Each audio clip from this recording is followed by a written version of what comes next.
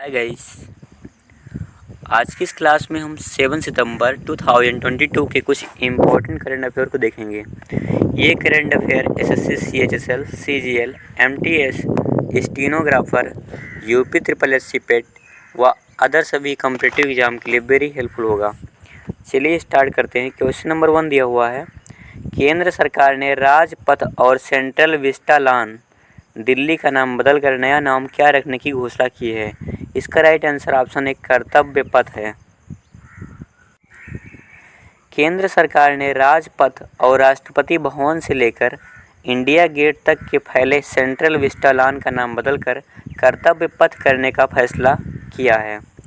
British शासन के दौरान राजपथ को किंग्सवे के नाम से जाना जाता था।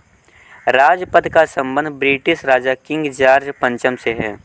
प्रतिवर्ष 26 जनवरी को वार्षिक गणतंत्र दिवस परेड इसी सड़क पर आयोजित होती है। लास्ट 6 मंथ में बदले गए 5 नामों को देख लेते हैं। चंडीगढ़ अंतर्राष्ट्रीय हवाई अड्डे का नया नाम शहीद भगत सिंह हवाई अड्डा कर दिया गया है। वहीं मंकी पॉक्स वायरस का नया नाम क्लेड है।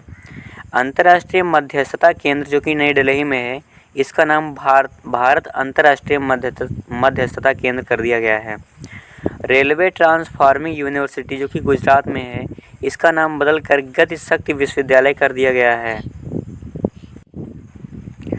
और कारगिल के द्रास सेक्टर की पॉइंट 5140 पहाड़ी का नया नाम गन हिल कर दिया गया है।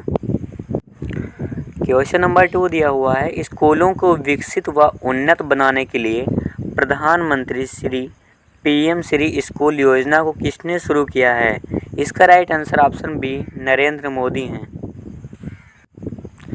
पीएम श्री का full form PM school for rising India है।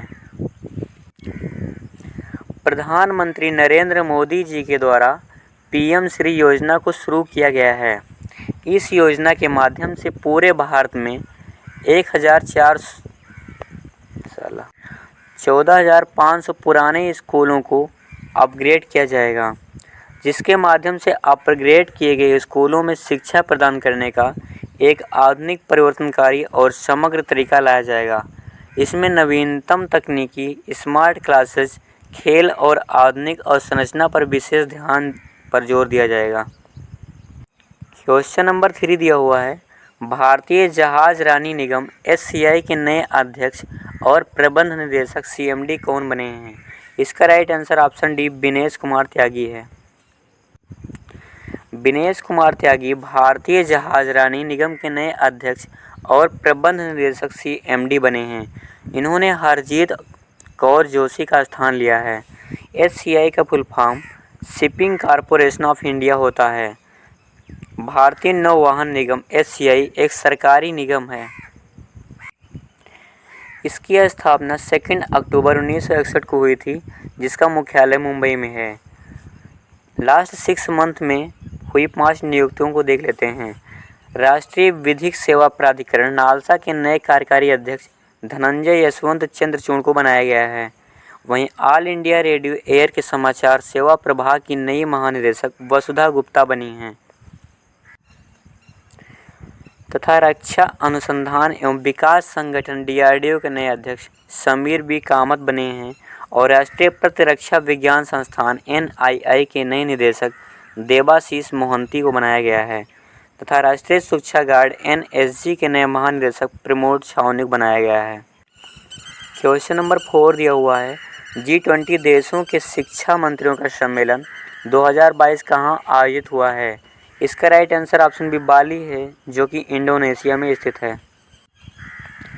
इस सम्मेलन में शिक्षा में आने वाली चुनौतियों का सामना करने तथा शिक्षा पारिस्थितिकी तंत्र को मजबूत प्रदान करने पर विचार विमर्श किए गए हैं। भारत की तरफ से अध्यक्षता धर्मेंद्र प्रधान करेंगे, जो कि केंद्रीय शिक्षा मंत्री हैं।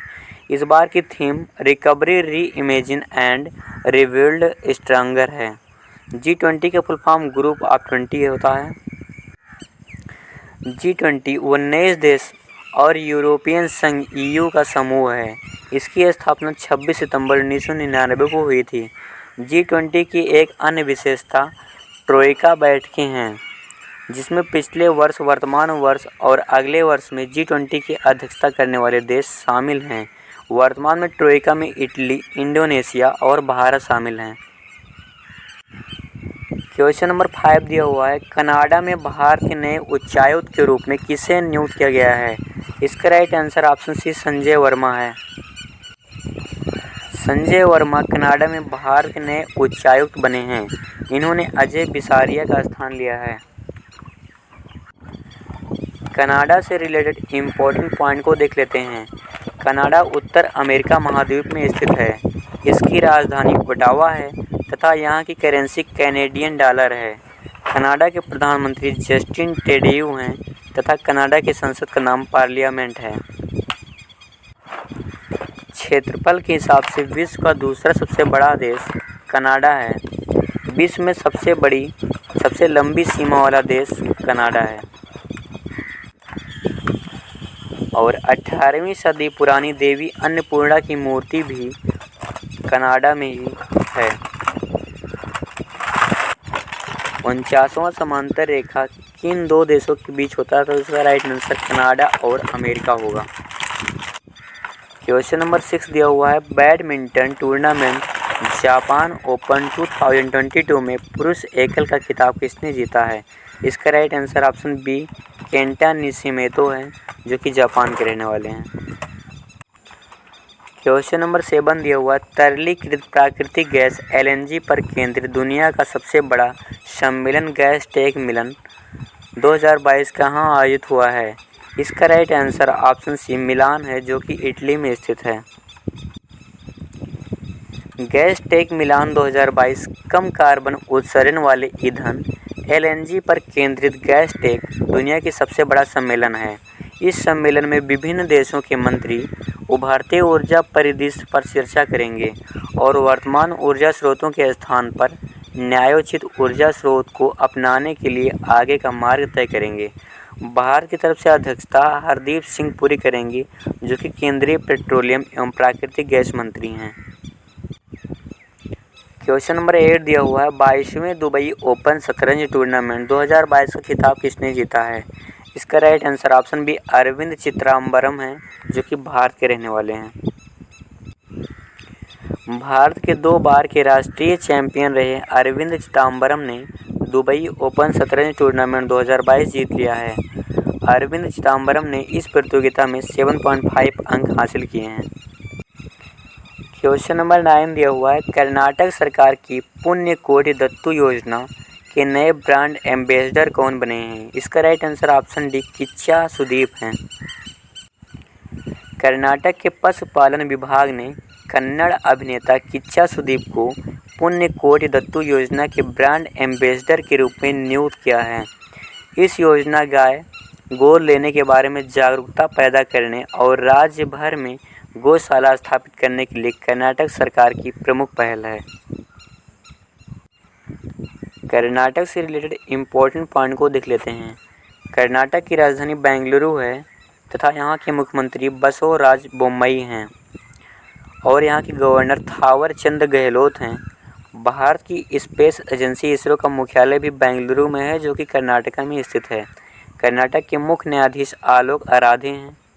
कर्नाटक में लोकसभा की 28 सीटें हैं, राज्यसभा की 12 सीटें और विधानसभा की 224-225 सीटें हैं। कर्नाटक के 6 पड़ोसी राज्य महाराष्ट्र, गोवा, केरला, तमिलनाडु, आंध्र प्रदेश और तेलंगाना हैं। कर्नाटक के प्रमुख हवाई अड्डे कैंपेगौड़ा अंतर्राष्ट्रीय हवाई अड्डा और मैंगलोर अंतर्राष्ट्रीय हवाई अड्डा, जो कि मैंगलोर में स्थित है। कर्नाटक के प्रमुख बांध कृष्णराजा सागर बांध, जो कि कावेरी नदी पर है, और तुंगभद्रा, जो कि तुंगभद्रा नदी पर है, सुपा बांध, जो कि काली नदी पर है, अलमाटी बांध, जो कि कृष्ण नदी पर है, और हेमावती बांध, जो कि कावेरी नदी पर है। ये सारे बांध कर्नाटक में स्थित हैं। कर्नाटक के राष्ट्रीय उद्यान बांदीपुर राष्ट्रीय उद्यान, बानेरघट्टा राष्ट्रीय उद्यान, अंशी राष्ट्रीय उद्यान, कुद्रेमुख राष्ट्रीय उद्यान और नागरहोल, जिसे राजीव गांधी राष्ट्रीय उद्यान के नाम जाना जाता है, ये सारे उद्यान भी कर्नाटक में ही स्थित हैं। क्वेश्चन नंबर 10 दिया हुआ है, किस भारतीय को नेपाल सेना के जनरल मानद पद से सम्मानित किया गया है? इसका राइट आंसर ऑप्शन है मनोज पांडे हैं, जो कि भारतीय थल सेना के प्रमुख हैं। नेपाल की राष्ट्रपति विद्या देवी भंडारी ने भारतीय थल सेना प्रमुख जनरल मनोज पांडे को नेपाली सेना के जनरल की मानद उपाधि से सम्मानित किया है। नेपाल और भारत के थल सेना प्रमुखों द्वारा एक दूसरे के देश की यात्राएं करने और एक दूसरे देश के थल सेना प्रमुखों को मानद जनरल की उपाधि प्रदान करने की लंबी परंपरा रही है। यह परंपरा 1950 से शुरू हुई थी। क्वेश्चन नंबर 11 दिया हुआ है, भारत के विदेशी ऋण भार की स्थिति 2021-22 नामक रिपोर्ट का 28वां संस्करण किस संस्थान ने जारी किया है? इसका राइट आंसर ऑप्शन डी आर्थिक मामलों के विभाग नई दिल्ली है। वित्त मंत्रालय के आर्थिक मामलों के विभाग की विदेशी ऋण प्रबंधन इकाई ने भारत के विदेशी ऋण भार की स्थिति 2021-22 रिपोर्ट का 28वां संस्करण जारी किया है। इस रिपोर्ट के अनुसार मार्च 2022 के अंत में भारत का विदेशी ऋण 620.7 बिलियन अमेरिकी डॉलर रहा है, जो मार्च 2021 के अंत में 573.7 बिलियन अमेरिकी डॉलर से 8.2% अधिक है। वहीं मार्च 2022 के अंत तक संप्रभु विदेशी ऋण एफईडी की राशि 130.7 बिलियन डॉलर अमेरिकी डॉलर थी, जो पिछले साल के स्तर से 17.1% अधिक है। क्वेश्चन नंबर 12 दिया हुआ है, नेटफ्लिक्स की वित्त चित्र श्रृंखला आवर ग्रेट नेशनल पार्क्स में आवाज़ देने के लिए सर्वश्रेष्ठ नरेटर का एमी पुरस्कार 2022 किसे प्रदान किया गया है? इसका right answer option D Barack Obama है, जो कि अमेरिका के पूर्व राष्ट्रपति हैं। अमेरिका के पूर्व राष्ट्रपति बराक ओबामा को नेटफ्लिक्स की वृत्त चित्र श्रृंखला आवर ग्रेट नेशनल पार्क्स में आवाज़ देने के लिए सर्वश्रेष्ठ नरेटर का एमी पुरस्कार प्रदान किया गया है। 5 हिस्सों में विभाजित इस डॉक्यूमेंट्री में दुनिया के प्रसिद्ध राष्ट्रीय उद्यानों को दिखाया गया है। आज के लिए इतना ही। Thank you for watching this video.